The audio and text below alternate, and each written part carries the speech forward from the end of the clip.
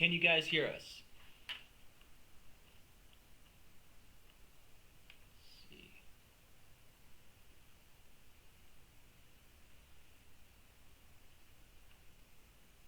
Hello. Say we might be on a little bit of delay. Go on yours real quick. Good. Jacob Molina says hi. Oh, cool. Jacob, how's it going, man? Beautiful. All right. So we couldn't think of a topic earlier today to talk about. So. Well, a little bit. Hold on. So we're going to talk about how you can 100% finance some deals, how others look on paper, etc. So right now I'm working on a project that we may keep, we may sell. It's a $40,000 house in Idalou. Clay, I'd like your opinion on this one here in a little bit. I think you might know which one I'm talking about. $40,000 purchase price. ARV is between 145 and 155. Okay. Seems like a pretty good ratio on paper, but is that a good deal or not? Clay, do you remember the deal I'm talking about? I do not. Could you give me a refresher there? Okay. Let me send you Google Drive real quick. 10504. And while you're pulling that up, just kind of my first thought when I started looking at a deal like this, okay, we super low input price, have a pretty high ARV to the property.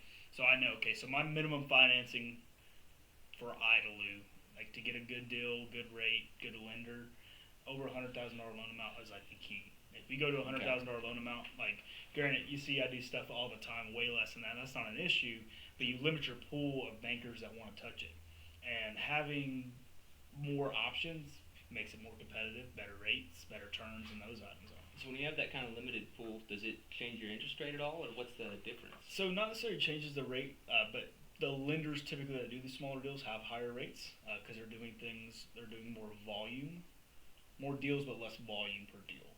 A lot of my primary, I call non-QM banks, so they don't do any conventional financing. It's straight investor work. They're like $100,000. They're going to typically give me better terms. Now, recently I've found that some of these bigger banks actually do a better job, more because I can put my hand on the throttle. I know we're just talking about that, but when I'm brokering a deal, like for example on a package deal, like my role is setting up the file, getting all your information, really doing the initial underwrite of the file, but after that I'm passing it over to these banks, and I'm really relying on their timelines to get things done. Myself, when I do what we call non-debt lending, and non-debt lending is where we thrive at in our business, and what non-debt is, it allows me to lend the funds directly to the client out of our line of credit. Now, of course, we're taking this to a bank immediately. We're underwriting it with the bank because they're going to buy that loan the day we close. But I control the throttle. I control the timeline, and that allows me to get deals done in 9 days. I had one today, 11 days clear to close from start to finish. If you guys haven't bought a real estate deal before, that's mental. That's insane. When I first started, you wouldn't have anything less than a 30-day close, typically 45-day close. So a guy who can just rip it like that is exactly what you want. Because like what we were saying just earlier, speed covers all sins. Absolutely. Clay, you know what we're talking about. So what does that mean, essentially? Speed covers all sins. Well, you can make up for a bad deal by moving fast on it, getting it burned and turned. Same is true on the renovation side, on that sucker, for example. And that's the same is true with the lender, same is true with a good sales agent, same is true with a good construction person. So if you're actually in there hitting it hard and everything, say you save 2 weeks on the job, get it back on the market, get it refied with Cody Glaiser, it'll be good. No, absolutely. And I mean, for us, like speed is what sets you apart. And like being able to operate fast, like having somebody that's pre-approved. If you come to me with a contract and no option period, that's like the biggest thing. What kills turn times in our business is option periods. Sometimes I'm going to hold a deal, but why it's an option, just because I know it qualifies. But they want to go through inspections of those houses, which I do recommend if you are a primary home buyer. To do all those inspection items, but like that takes 5-7 days, so we're not ordering appraisals. That's the longest hold up, and at least the way I operate my business is I run extremely fast. If I didn't have appraisals or title work, a day I could get them turned. So like when we have what we call appraisal waivers, I mean if I can get the title work in 2 days, which a lot of places in Texas you can, we're closing in a week. Minimum like on conventional financing, it's typically 7 days. because there's lots of wait periods. You have to wait 24 hours after your last loan estimate goes out for your CD to go out. Then there's a 3-day federal mandated period to wait after that point. But other than that, like if we can get a deal underwritten, which we can push underwriters, typically 24 hours is pretty standard for them. But if we can get a deal approved in 24 hours and get the CD sent out that day and have an appraisal waiver and title in hand, I mean, we can close it in 7-8 days very easily. True. I forgot my train of thought on this one.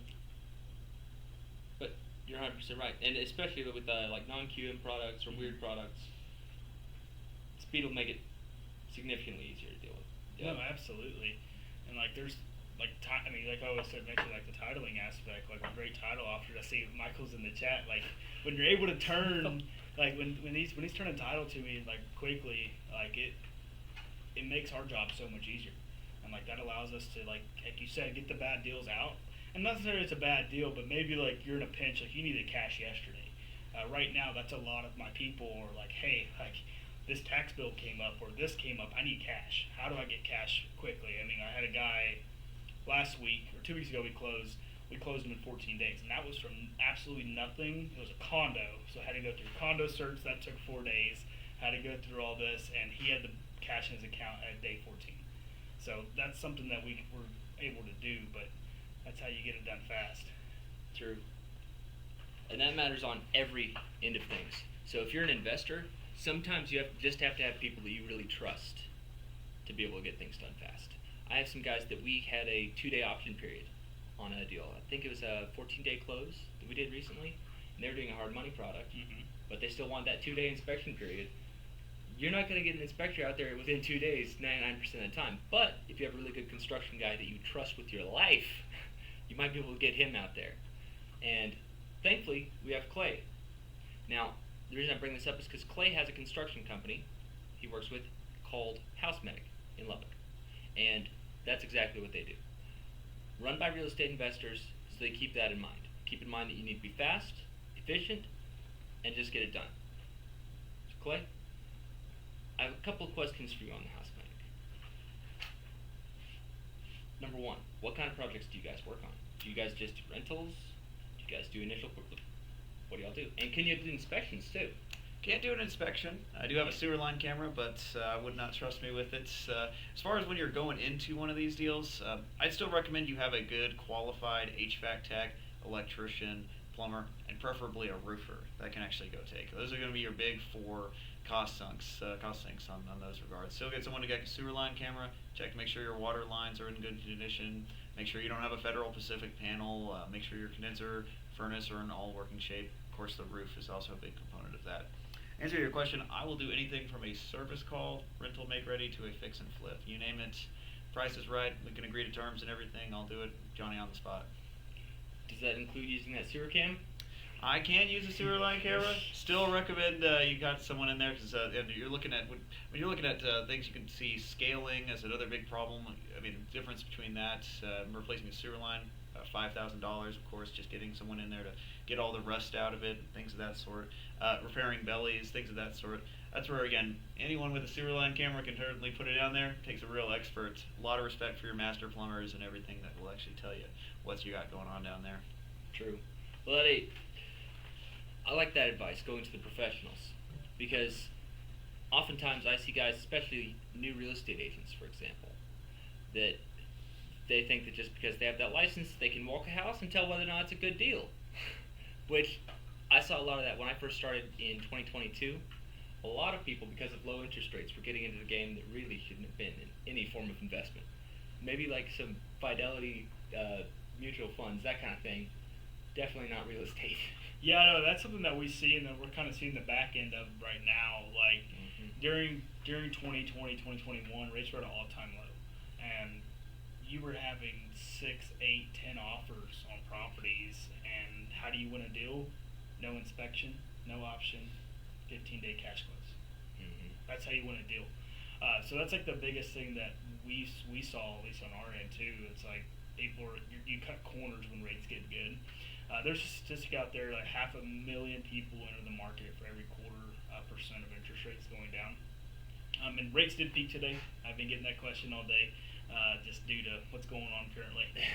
But we could definitely talk about that too if we want to get into that topic. But really, it's impressive. I mean, that's all I have to say is like when people, and especially when first-time investors, I see that a lot.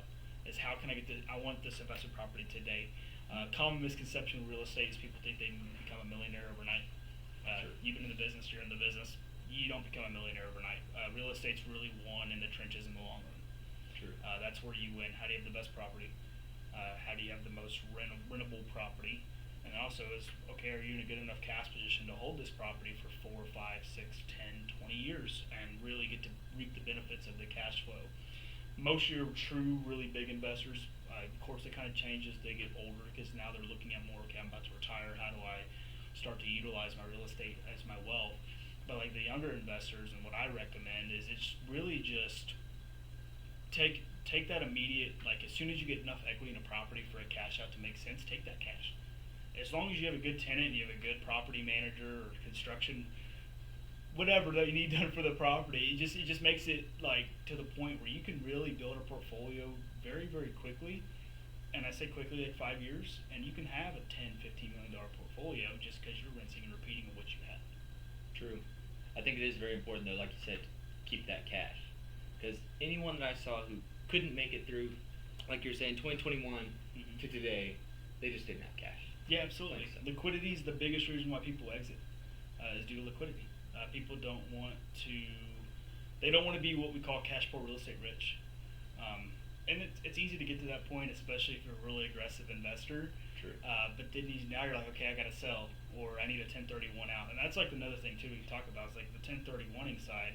Because when you sell a property, like especially as a flipper, you're paying that capital gains tax if you're not 1031. Because you've owned it probably for 6 to 8 months. You're possibly taking the value from 30 grand to 150 grand. So now you have $120,000 of realized capital gains that you're going to be taxed on. I don't know the tax rate. Let's say 25%. True. Like, and then that also then adds to your income, where now you're going to get taxed on that in your business as well. So that's like the biggest reason why people, in my opinion, why borrowers can't continue to build their portfolios, because they get cash poor. And then now, what's the easiest way to get cash is sell that property for 50 grand below market because I have a good equity built in there. True. So basically, for someone who doesn't understand what a 1031 exchange is, can you give a basic explanation, or would you like me to give a basic explanation? Yeah, go ahead, and I can definitely tag on to it. Okay, so essentially what a 1031 exchange is what's called a like-kind exchange. So if you sell a property that you've owned for a while, and you never touch the funds, keep the funds at title, or someone who's qualified to do so, then you can put that money into a new property that is of equal or greater value, and you won't pay taxes on the money that you realized. Yeah, absolutely. And there's a lot of rules when it comes to it. I mean, I'm definitely not a 1031 exchange company, but you actually have the ability to multiply properties as well. I can't remember off the top of my head the exact rules to it, but you could take, let's say you have one property, older property. A recent example that I had was in a non-landlord friendly state. She took that property, she sold that property, made a substantial amount of cash off this property. She owned it free and clear for the last 15 years. So then she's now taking that and she's buying property here in Texas because they're like same. And then there's a rule in the 1031 exchange where you can buy multiple properties as long as it's less than a certain percentage of the value of what you sold your property for. So that's just honestly the best strategy in my mind, is that you're not paying tax on it and you're ultimately getting more wealthy on tax-free dollars. And that's like the biggest game in real estate, is how do you get as much money possible being tax-free. Ooh, Kyler said that we're a handsome group of gentlemen. Kyler, not nearly as handsome as you. True. We gotta do a mustache comparison sometime. You met Kyler? No, I've never met Kyler. You have to meet Kyler. Have to meet Kyler. Okay. So with that kind of exchange, the greatest thing I ever heard was my old broker. He said that it's just like Monopoly. You're turning the greenhouses into red hotels. Absolutely. That's exactly what he did. He sold quite a few single-family homes to buy office buildings because he decided at that point in his career he wanted easier management. That was all. 1031'd it, didn't pay the taxes, kept them for a while. Eventually decided to sell most of those, but great business to stay in. That's the benefit of real estate versus mutual funds or anything else, is you can manually do a lot of different things with them. So if you want a 1031, if you want to flip, whatever, you essentially have more control over it. You don't necessarily have control over the top 500 companies in the U.S., but you most definitely have control over your house, whether or not you paint the door black or something like that.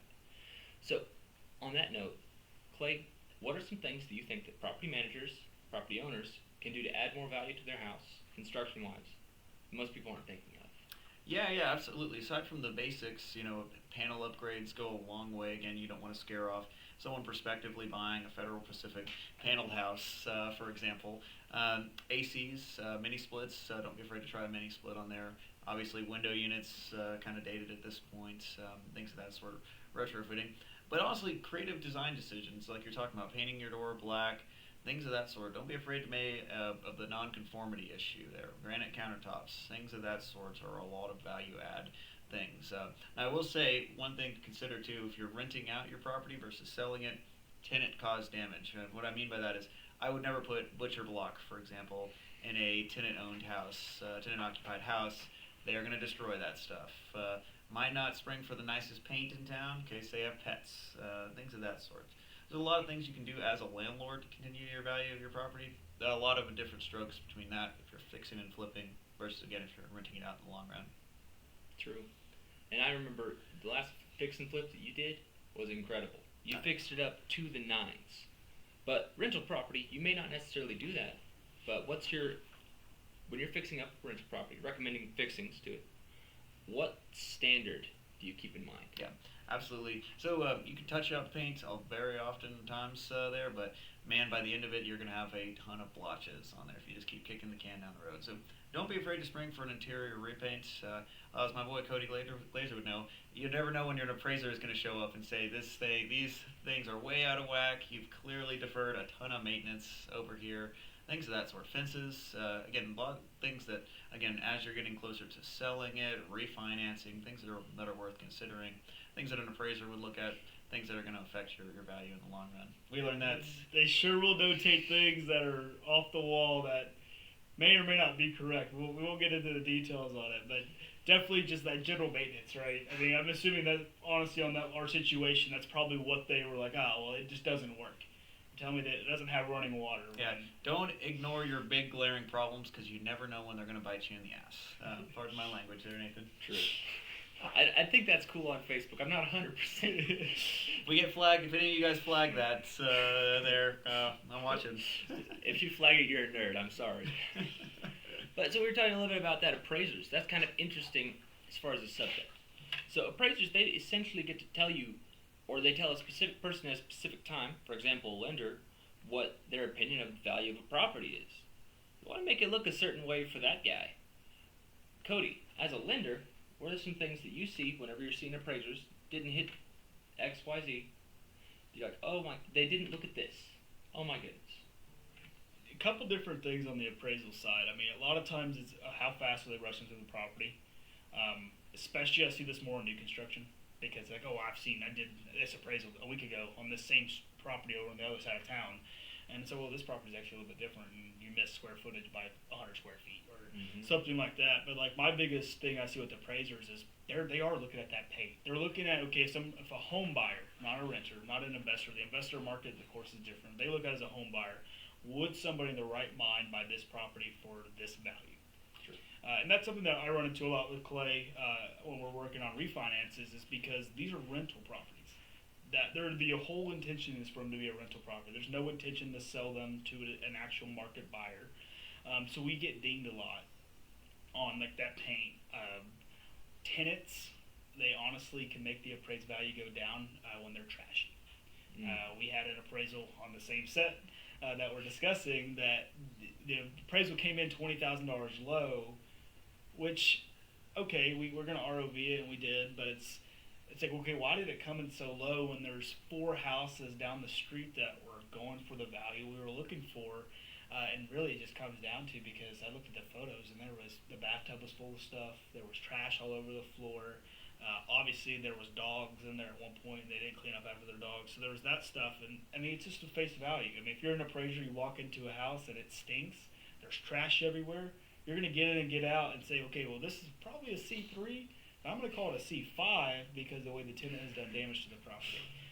And that's really my biggest thing that I see on the appraisal side for refinance. So for you guys who don't understand the language, the C in appraisal that stands for condition. So C3 is, I'd say, about average for most of our used properties, you would say, in general. No. C5 is second to the worst you can be, is what he's saying. So appraisers will totally knock it down points if they see health hazards, smell something they don't like. To be fair, I did the same thing. I walked into a house the other day and almost threw up, and it definitely changed my opinion of value versus when I saw it on paper. No, absolutely. That's one of those things that people don't think about that much in real estate. Is really, we're not a property business, we're a people business. If you see that people are moving out of a town, well, obviously that town is going to lose value. Property's going to lose value because it's based on people. Likewise, if you're owning rental properties, you really have to keep in mind that's for people. Anything in this business is people-oriented because life is people-oriented. I was going to ask a question after this to one of you guys pertaining to this. I don't remember. Well, let's stay on the people topic. I mean, really, with people, I mean, that's our whole book of business. That's your business, my business, and your business. Like, how do you, like, I work for the consumer. Like, at the end of the day, yes, referral partners are huge. Hit me up if you want to be a referral partner with my, but really, like, we're here, how do I help your client achieve what their goal is? And that's different for everybody. Like, every person has a different perspective. I have clients that are looking for a house to raise a family in, and I have clients looking for what's the best deal I can get to do some repairs to the property and make it worth a hell of a lot more. And that's just kind of in our business. I mean, you see this on your end. Like, you got to change the way your tone, like, and how you talk to people. Like, when I'm talking to investors, let's get to the point. This is my numbers. This is my debt service. This is what I can do to get the deal done. True. But when you're talking to somebody they care about the color of the paint on the wall. They care about the fixings and all the furnishes, all the finishes in the house. As an investor, okay, who cares if it's diamond nickel coated doorknobs? Nobody cares. True. Because all you're caring is, okay, does it rent or not?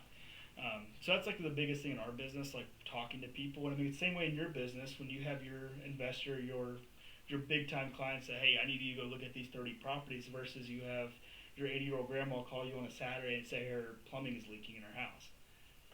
Yeah. Oh, exactly. The same way. I'd also like to shine a little bit too on the rental aspect of this game, because that is something that I see a lot of people get wrong. Treat your tenants right and everything. We'll avoid calling them the word that Nathan likes to use for them. It's more than just an asset, right? You're in a people industry, right? You treat your people right. You know, you correspond to them, answer their calls when they have an issue. Again, you're thinking of yourself in the long run, but you're also thinking of their own personal, say, health and safety risks over there. And one other point I'll say too, it makes it a lot easier to get in there to do an inspection. If you hadn't heard from this person in 2 years versus if you've been corresponding to them, talking to them, all that stuff, get in there, get an inspection on your own side, again, before your appraiser comes in and deducts your value. True. And for those of you who haven't heard me say it before, the word that he's referring to is rentoids. If you ever go on Reddit, there's this hilarious subreddit. It's a comedy subreddit called r/love for land chads. It is Reddit is for the bottom of society, but it's hilarious. Hilarious. You guys have to go there sometime. But I did jokingly at some points call tenants rentoids just to kind of mess with Clay when he had to do evictions and it was getting to his head. But really, again, you're trying to take care of people to the best of your ability. Just a joke out there. Oh yeah. No, yeah, absolutely. Sure. Being taking care of the renter though helps your value. I mean, we've seen that together recently. I see that all the time. Like, if you have a good renter, for example, on that condo deal I was talking about, it's a rental, and that renter has lived there for 3 years, and they have repainted walls without telling. He found this out on an inspection that, hey, they repainted the color of the walls. He didn't care because he's like, they've been paying their rent, never missed a payment. But it's just like when you get those tenants that they take care of themselves really well. You can kind of tell when you meet somebody how they carry themselves. Because if they carry themselves well, they're probably going to care for your property. A lot of these people, this is their home. And that's something like sometimes it's hard on our end because we're like, oh, it's a rental, it's a short-term aspect. But for some people, like, this is a 3 to 5 year plan. Like, they're going to grow their credit, save some funds, and be able to buy a property in 5 years. So, like, for this next 5 years, like, they plan on this being their home. So that's like the biggest thing on the renter side. Like True. they are, I mean, they're the backbone of our rental business. Well, I read a stat the other day. What? Oh, in terms of rehab and assigning to a landlord. Oh, what about wholesaling rentals? You guys want to diverge topics real quick? You can diverge into the comment here. Jesse Lee asks, what about wholesaling rentals in terms of rehab and assigning to a landlord? So, in my personal opinion of having done that in the past, is most guys, if it's already leased out, like it's already fully occupied, you don't have to do any renovation to it 99% of the time, depending on the rent roll. Because again, if you have a consistent rent roll, then it'll be a lot easier for Cody to lend on. On that note, Cody, what does that basically mean? Rent roll to, how does that apply to what you do? Yeah, absolutely. It really kind of depends on the space that you're working in. Commercial space, so anything over 4 units, they're going to want to see a T12. It's trailing 12 months of rent roll. And it's actually more than a rent roll. So a rent roll just shows your rents that you've collected. A T12 shows you your expenses and all those items for the property. And in that world, that's like the biggest telltale factor. Does the deal work or not? Because DSCR in the commercial space is everything. Mm-hmm. Granted, you got to have good credit, at least decent credit. I say good credit. If you have 690 credit, I can get you done pretty easily. But on the rent roll side, for the residential side of things, we look at mainly on refinances. We want to see, okay, there's a history of receiving these payments because maybe you are stretching the market where the typical market par is. And I ran into this on a deal recently. I actually had to request a rent roll, which I haven't requested a rent roll on a refi in a long time because typically the appraisal matches the lease in hand and we call it good and we move forward with it. The appraisal came in $450 low on the rent side. So now the bank looks at it and it's like, well, okay, are they really collecting this or they just slap this on a piece of paper and give it to you? So I had to ask for a trailing 12 months of rent roll and I did and of course it checked out, that's what it was, but that's like the key component on the refi side. So a lot of times on your flip side, what do you say, 50-50 it's vacant when you buy a property to flip? Hopefully vacant. Yeah. I would say for us, over 80% of the time. Over 80% of the time it's vacant. So you're trying to what we call stabilize the property, which is exactly what you're doing. You're going in, you're doing the repairs, and you're stabilizing that property. The cool thing is, a lot of times on the refi side, as long as we have a lease and a security deposit, like we can move forward with it on traditional refinancing. It's when you start looking at cash out items is where they really want to say, okay, do you have the history of this? And one thing I do want to touch on is assignments. Assignments in our industry is not the easiest thing to deal with. I have lenders that can get it done. I've done assignments a handful of times, but when you try to go to a traditional bank, they're going to say, yeah, I can't accept this. Makes it really hard because a lot of times the assignor doesn't want to sign away the rights to the property because that's how they're getting paid. Way around this, of course, is just to have a contract. Hey, when this closes, you owe me this amount of money outside of closing. But assignments, it's a really good tool for wholesalers. That's how you're able to go and kind of soak up as much property as you can, and you go and sell those contracts to other flippers, to investors, to even home buyers. Sometimes I've seen in distressed situations. But when you do that, on our end, it looks like that you're basically, it turns into more of a commercial process. True. Because now you're going consumer or current owner to business to consumer. So that's where those kind of threshold comes in. So that's something that we always talk about. We get assignments on our investment side, not a huge deal. I can have lots of banks that will do inside assignments, but when you get to like the residential side, like on the actual primary home buying, it's almost nobody will touch it. I learned that the first time I tried to assign an FHA deal. It's like, oh, that's a... Cannot assign. One thing on every conventional FHA deal, I have not seen one, so if you in the comments, correct me if I'm wrong, if you've seen one, I'd be happy to know about it. On the disclosures, it says this loan is not assignable or assumable. Mm-hmm. And they kind of operate the same way on that aspect for the contract side. And that's just how the banks kind of treat it up, and that's how they run it. True. So, on that note, if I am wholesaling something, would you prefer that I double close it for you to close, or should I hold it on, let's say, a hard money loan for 6 months before I talk to you? Yeah, the seasoning aspect is the biggest question I get. Seasoning is starting to get more and more laxed over the years. I mean, for example, last year to this year, seasoning has gotten even more laxed, especially with a lot of kind of deals you do them off market. A lot of times these banks look at, okay, when was the last time it was listed on the public marketplace? And that's when they start their timeline. So if you buy it off the market, yeah, you're looking probably 6 months. If you buy it off, if you buy it off the closed market, excuse me, in private transaction, you really now have the ability to kind of do a refi 3 months, 4 months. I do this all the time for investors, just because it makes more sense and they're easy to get out of their hard money. Hard money's great. Everybody always asks me, hey, why don't you get into hard money? You work with a lot of investors. Hard money is good if you know what you're doing. I don't know what I'm doing in hard money. I'm really good on the back end. I know the guidelines. I can get you the product that we need to get you into to get you off the hard money. But there's a lot more risk in the hard money side. True. Granted, yeah, you can take a property. We always talk about that. That's the worst thing that happens. They don't pay, you take the property. But Or some kneecaps. It depends on what hard money lender you use. absolutely. But it's I just, like both. it's just a crazy space. And like doing assignments like on the hard money side. Like you assign the property, like for example, to Clay here, and then Clay buys it from you. He's closing on that contract. You're not coming to me with the contract. So if you do an assignment to a hard money, I don't care, because all I see is the deed of record is that Clay bought the property, not Nathan assigned it to Clay. And that's all that we look at on the title aspect. And that's how the lender either approves it or denies it based off of that. Excellent. Excellent.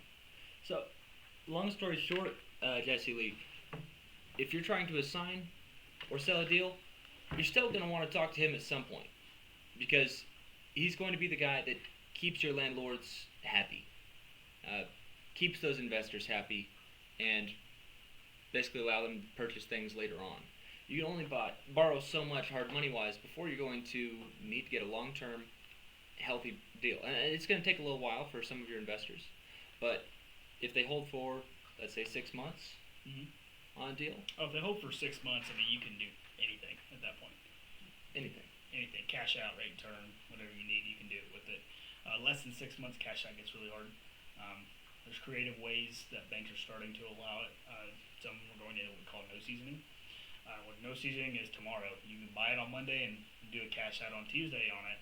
But on those, I mean, just obviously your terms are not as friendly as your terms would be waiting 6 months. Looks like you had a question on no seasoning. Oh, I wanted to actually chime in. This might be more of a problem for the person that you assign, the landlord that you assign it to. But I've known two things in my days of acquiring tenant-owned occupied properties. Number one, and I can't quite pinpoint exactly why this does happen. I found that whenever you're transitioning landlords, tenants get jumpy. I don't know if it's something that they just don't. They tend to think that the old arrangement might be going on, and they think it's time to jump ship, or they were kind of already on the way out. I mean, the old landlord was trying to sell for a reason, so on and so forth. Things of that sort. So again, it might be more of an issue for the guy that's actually going to wind up with the contract. But again, just a word to the wise there.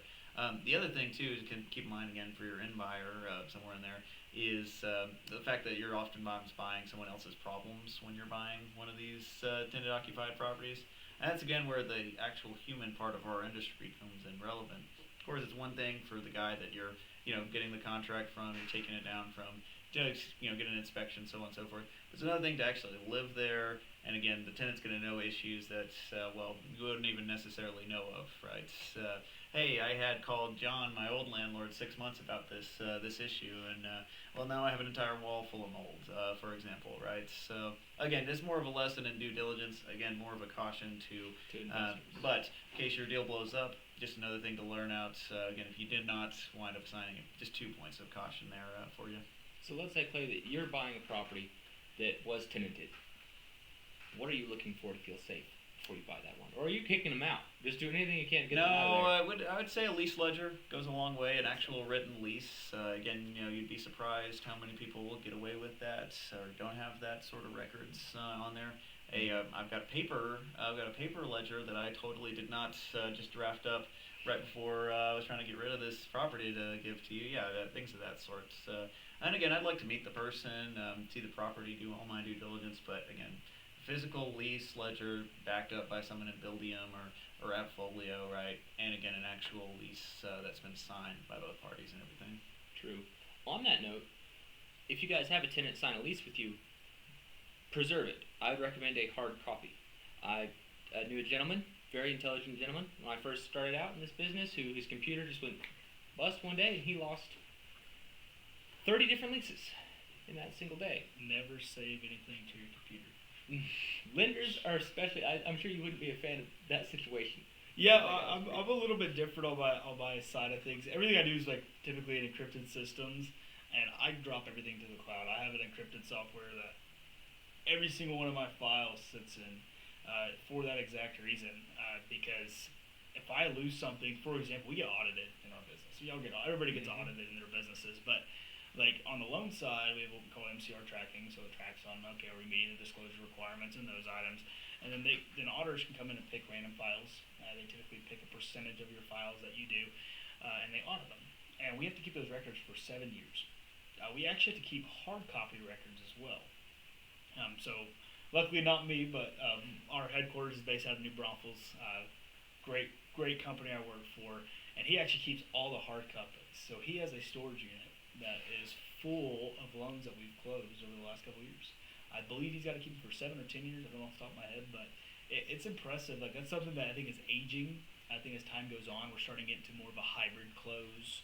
I think eventually we're going to go full virtual, but we're doing a lot of hybrid closes, which is a new thing. Texas a little bit doesn't love it because of what we do on the titling side of things, but it's something that's cool to kind of see. Okay, are we going to get rid of these paper copies? I know you're a big paper guy. Let's keep our paper leases, but drop it to a cloud. I mean, why keep that much paper around? I mean, I don't keep many files because I don't have to.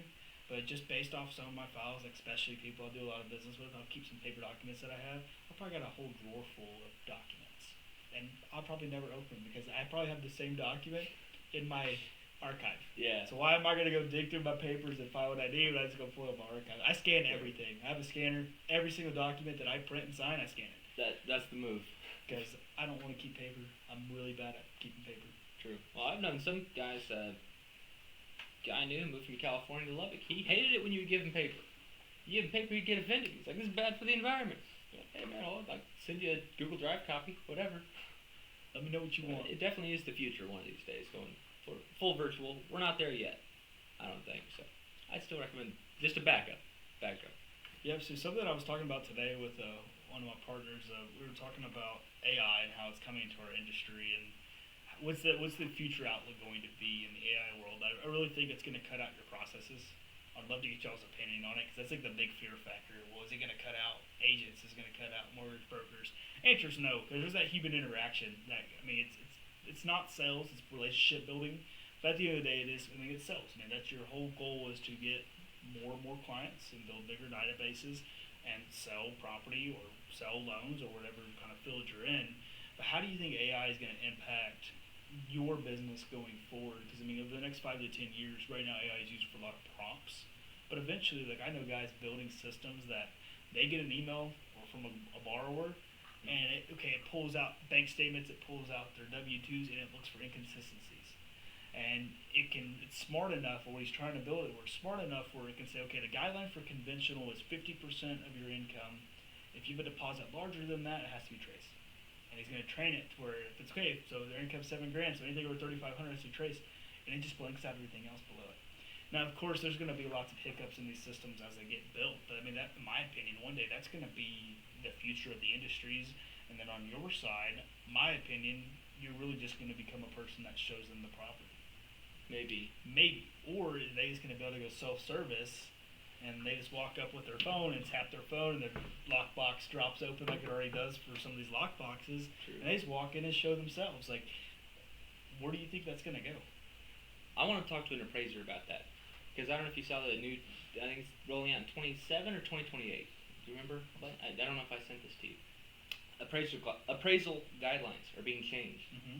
So the unified appraisal guidelines, I believe, will be constantly changed locally with AIs. Okay.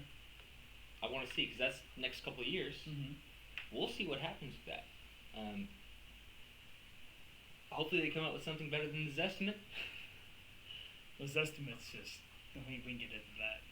I just pulled what's sold recently, but I mean, Zestimate lending might be fun. Yeah. Yeah, I think we might roll into that. We might roll into something incredible. Do you think that cuts them out? Do you think appraisers, like, eventually where a property owner takes photos of, okay, XYZ, AI system looks at the market, they put their square footage in, and then all of a sudden, boom, here's your appraisal report? I'd like to talk to an appraiser about that, but from what I'm hearing in that business, people are asking for them less and less. Mm-hmm. these days people are, if they can, going BPO, ABM. AVM. That's what on the refi side. Mhm. ABM, second position right now. ABM is a huge thing, and then also if you're putting down 30-40%, you're getting appraisal waivers left and right. Oh, true. But I'm not in the position to be putting down 30-40% just yet. I've seen all the talk of appraisers. I think we need to get one on this show. For me, in answer to Cody's original question, I'd be extremely excited for the prospect of what it's going to be. I mean, the world's always going to need drywallers. The world's always going to need plumbers, things of that sort.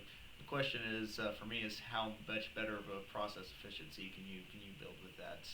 For example, could I get a calculator that said, hey, my labor costs, my material costs on a per square foot, linear foot, per sheet for panel of fence is going to be this amount, right? Can that make me to where we can get bids out faster? That way we can actually process and move things along faster, things of that sort. That's to me where I'd be most excited to see. And I mean, that's also going to help any of you fix and flippers out there. Again, if such a calculator were to exist, I think one quick rehab estimator, whatever it's called, and are already starting to tinker with it. Yeah, exactly. If you could go walk a house and say, hey, I need 50 pieces of asbestos siding, or excuse me, fiber cement. You can hear the A word from me. Or I need to go and get 100 linear feet of paint, so on and so forth. Things of that sort of where I'd be excited. Again, if I were in fix and flip, or if I were in the industry that I am in, which is construction management. True. Man, I think that it could have a phenomenal impact in the future. Right now, the limitations I notice with AI is lack of data, and lack of good data. And when it doesn't have, at least these LLMs, if they don't have good data fit into them, they'll make stuff up. Great way I could tell that is because I wanted to look into how that would work with appraisals. So I found a lot of data points for a couple of ancillary markets and also Lubbock markets that I had sold stuff in recently. I redacted my own comparables that I knew the details in the back end. Included all the data, basically figure out what it figures out on paired sale analysis. How much does it think this fireplace is worth? How much does XYZ? And it'll give you some answers, even if you give it no data. Mm-hmm. Those answers will often be off like 40-50%, which that's very expensive in our business. But if everything is going virtual and they have access to all this data, I think there's a possibility that they could take over probably a lot of my job. Mm-hmm. Yeah, no, I mean, like, I think that was a conversation that I had partly on the way here. I mean, it was just like, it's never going to take over because humans thrive on human interaction. Now, granted, you can say, well, there's people that don't want to talk to anybody and they're all to themselves, which is okay. But majority of your people, they go work in an office because they don't want to be alone. They don't want to be just them, or people that have families. Like, yeah, they have their spouses, their kids, but they're looking for that outside interaction. And I think if you ever take that completely away from any transactions, cars, real estate properties, general sales. Cars, I might be fine without that. Yeah, all the car salesmen out there. But I mean, if you take that away, people are going to lose that interaction, and I think that things would kind of stop. To be honest with you, I think the people that will thrive will be the ones that integrate, and they're the ones building the models on the front end, getting ahead of that AI curve. I mean, you look at.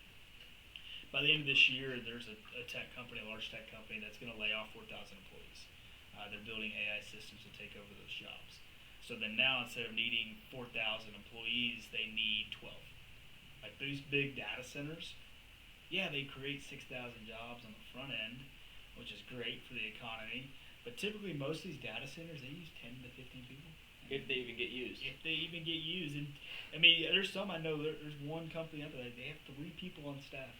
And that is a person, a security guard that is there 24/7. And that is it. There is not a single person there. Yeah, something breaks. Okay, cool. We send out an engineer or whatever needs to be sent to go fix the issue. But other than that, like, it's self-sustainable, which that's just another crazy thing to me that shows that that's where the world's starting to go. And you realize right now it's really in the tech sector. Like, sure, in the blue-collar work, you're never going to be able to teach an AI system to paint. You're never going to be able to teach an AI system to build a house. You're just not. And everybody, I'm going to get this pushback that, well, they're doing the AI concrete houses outside of Austin right now. Absolutely, you're correct. But who hauls the concrete in? Yeah. Who operates the machine that But who sets the code and the designer that sets up the concrete? Who puts the rebar in True. for the concrete to hold to? It's human. You can't build a machine to do manual labor. You just can't. I mean, I don't think so. I mean, correct me if I'm wrong, Clay, but 100 years from now, maybe Maybe. maybe an AI system will design an AI that can perfectly replicate a perfect paint job someday. Who knows on there? But at least for the next, at least for my life and now all of y'all's, I think we'll be sitting pretty again, us drywallers and whatnot. Well, wasn't it a year before anyone had flown a plane? The Wright brothers, it was within like a couple months that the Wright brothers went to air after there's a newspaper article written about how it never happened. So you really don't know. It could happen a couple years from now. Could be living in. I would like to live in an AI city, man. AI run city. Get your utilities set up automatically. You have a problem, an outage, it already knows. Get someone. You don't have to deal with LP&L. Anyone, Now there's a good talking point right there. Yeah, no having to deal with city utilities.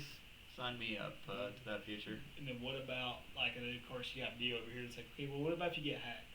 You know how easy now, like people that could come in and if everything was AI, the whole city, power, internet, everything was AI. Oh, that's a good argument to have everything in paper. True. Well, we also have a really weak power grid. There you go. That's a whole other thing.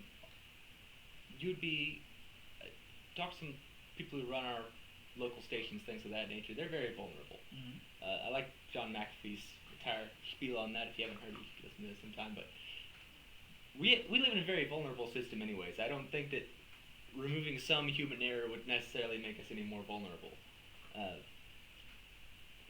Everything already gets hacked in this day and age. UMC, other organized, you know what I mean. No, But absolutely. I don't think it would make that much difference. I could be wrong. I don't know. So you wouldn't live in an AI city just yet? No, because I mean, as you can tell, I'm a talker. I thrive on this interaction. I mean, I was like, let's do this in person. Like, this is how I like to do it. Like, yeah, I'm great with do it on Zoom, but like, let's talk in person. You'd still have people. They just wouldn't be running the city. If you need to pay a bill, get Okay. lights set up, you just. If I don't have to sit on hold for Custom 45 minutes, I get that. So I do agree with those aspects, but how far? I guess when I think AI City, I can't remember the name of the movie, but it's the movie that like everything's AI, self-driving cars. Wall-E? No. That's not Wall-E. No. I can't remember the name. I'll have to look it up and tell y'all. But it's basically moral of the story, like complete human is out. Like it's just the humans don't even interact with one another because when you go get a coffee, you punch a button. You go to True. dinner, you punch a button. Like the service industry, like you just punch a button. Like, and that's what people hate on the service industry, but really, like that's the backbone of our country, in my opinion. Everybody in the service industry, whether that's blue collar work, being a server themselves, working at fast food restaurant, HEB, like those are all vital pieces of the puzzle that keep things going. And like what I would be interested in is truck drivers. Is that like the first thing that we start to see that being automated? I know they keep trying it, True. but like if you could automate, and granted you're gonna have to move product A to B, you can't just ship it through a wire. But or can you? And that's always my next thing. Like, can you lay a pipe like the old pipeline that is the size of this room, and now you move things on conveyor belts that run at 2,000 miles an hour or whatever. 3D prints the pipe while it. Yeah, 3D prints the pipeline, does it. Full nine drills it, Yeah. gets rid of it. I think in answer to Nathan's and Cody's original point, I'm excited for what this is going to bring for our industry. Granted, there are some things on there I think that are less safe. Appraiser, that's for sure. But hey, if I were a surveyor, I'd still be sitting pretty. Good luck having an AI located a specific pin that was set there 100 years ago. I think appraisers will be safe for a minute. Just having dealt with automated systems so far. Yeah. But us agents, I think we'll be fine too, as in my thing. I think in our lifespan, like next 50, I'm hoping we're all in the business in the back end, maybe running the businesses at this point in 50 years. Yeah, from now. we'll be all golf buddies Yeah, by that point in time. Make a phone call. Call my CEO. Hey, I need you to get this done. Okay. That'd be the So, move. yeah, all right. Hitting volleyball next. Well, any other questions, ladies and gentlemen, before we log off? Thoughts on the live show? Oh. Thoughts Justin's office back here too. Yeah. I wish I'd thought about it up front. But love to get some feedback if we want to keep doing these lives, or if y'all want us to go back to doing the non-lives. I feel like we're more entertaining being live just because you can kind of feed off of one another without a delay. But yeah, just definitely let us know and we'll keep this going. Perfect. Well, we'll see you guys later. Take care of yourselves. Oh, there it is.